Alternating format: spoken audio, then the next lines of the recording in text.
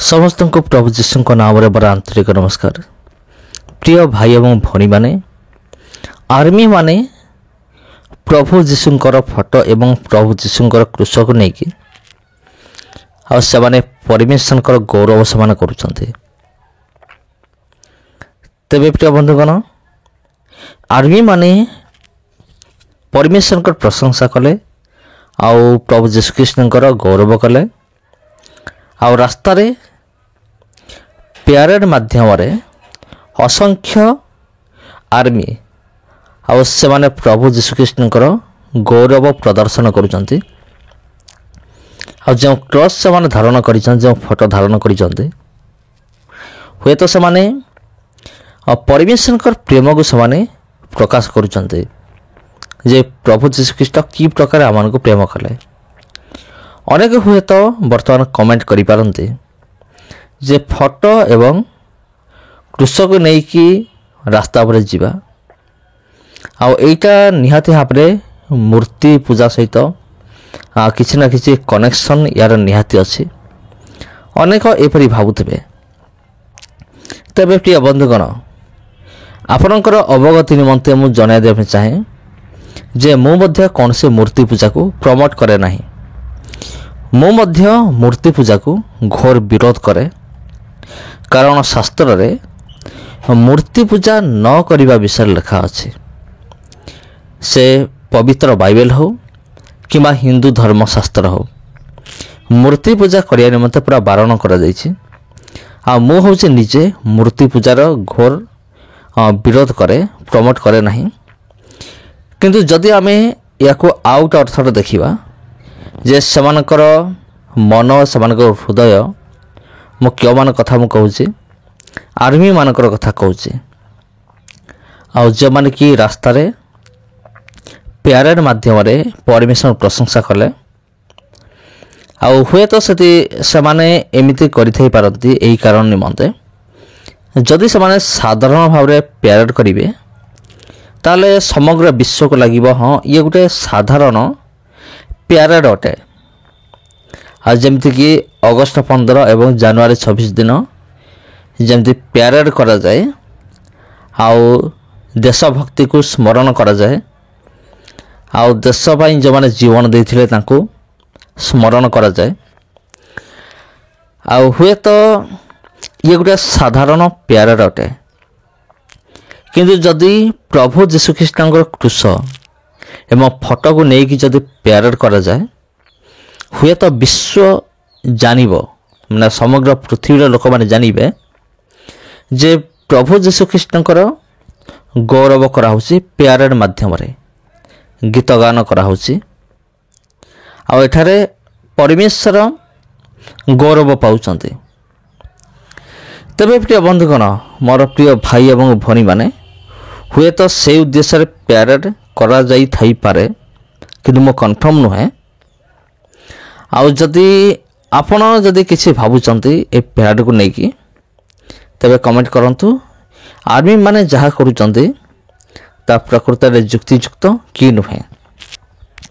किंतु गोटे विषय समग्र विश्व को यह जना पड़ुची समग्र विश्व देखुचंती ए प्यारेड को मीडिया माध्यम रे सोशल मीडिया माध्यम रे हुए तो समान मध्य गोटे ये एक भावना गोटे जागृत करा जाई पारे जे प्रभु जीशु ख्रीष्टर प्रेम केते महान।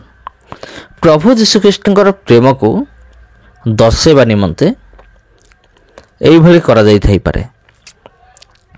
तेबे प्रभु जीशु ख्रीष्टर प्रेम कौन अनेक अच्छी आजिकाली अनेक अच्छा पृथ्वी रे जगत से भावती जे प्रभु जीशु आसीथिले ख्रीष्ट धर्म मान स्थापन करिया निमंते।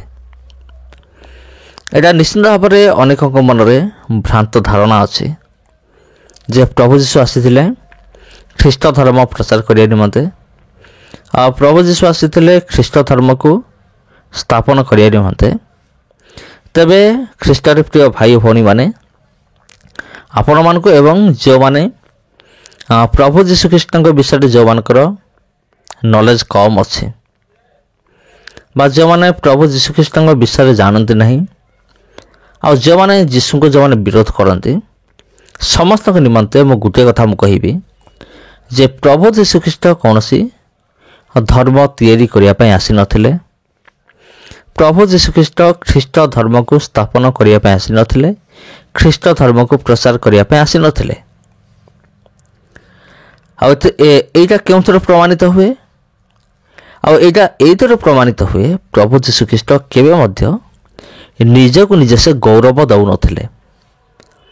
ଯଦି ଆମେ ବାଇବେଲ ପଢ଼ିବା ତେବେ ବାଇବେଲରେ ସ୍ପଷ୍ଟ ଭାବରେ ଲେଖା ହେଉଛି ପ୍ରଭୁ ଯୀଶୁ ସବୁବେଳେ ନିଜର ପିତାଙ୍କୁ ହିଁ ଗୌରବ ଦେଉଥିଲେ। ନିଜର ସ୍ୱର୍ଗସ୍ଥ ପିତାଙ୍କୁ ଗୌରବ ଦେଉଥିଲେ। ଆଉ ସେଥିପାଇଁ ସେ କହୁଥିଲେ ନିଜେ ଈଶ୍ୱର ହେଇ ମଧ୍ୟ ଆଉ ନିଜେ ଈଶ୍ୱରଙ୍କ ସହିତ ସମାନ ହେଇ ମଧ୍ୟ ସେ କହୁଥିଲେ ପିତା ମୋ ଠାରୁ ମହାନ।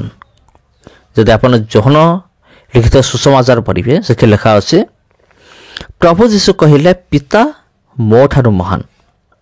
ତା ମାନେ ସେ ପିତାଙ୍କୁ ସେ ଗୌରବ ଦେଲେ, ନିଜକୁ ନିଜ ନୁହେଁ।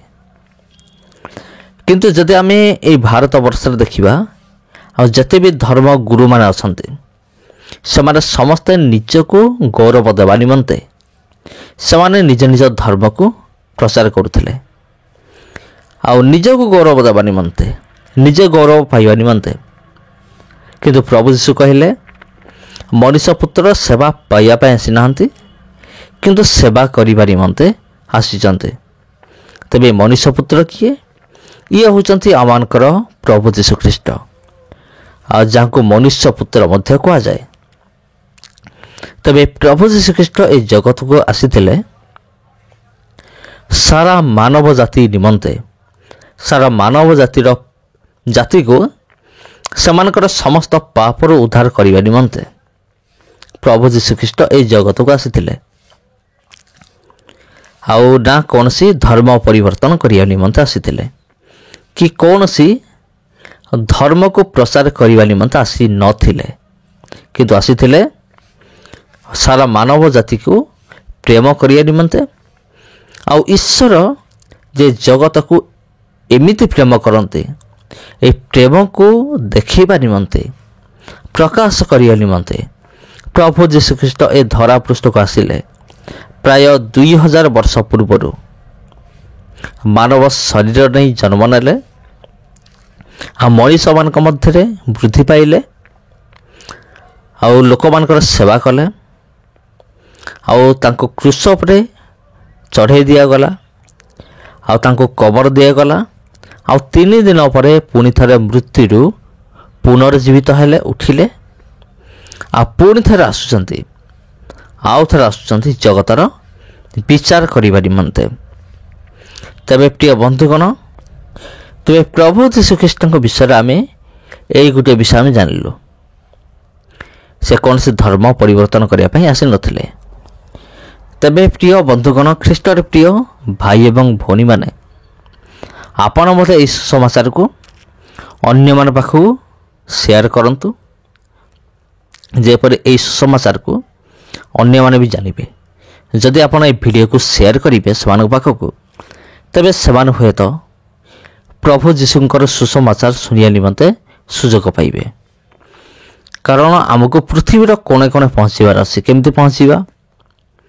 ସୋସିଆଲ ମିଡ଼ିଆ ଗୋଟେ ଏମିତି ମାଧ୍ୟମ ଯିଏକି ଅଳ୍ପ ସମୟ ମଧ୍ୟରେ ପୃଥିବୀର କୋଣ ଅନୁକୋଣରେ ବାର୍ତ୍ତାକୁ ପହଞ୍ଚାଇ ପାରେ।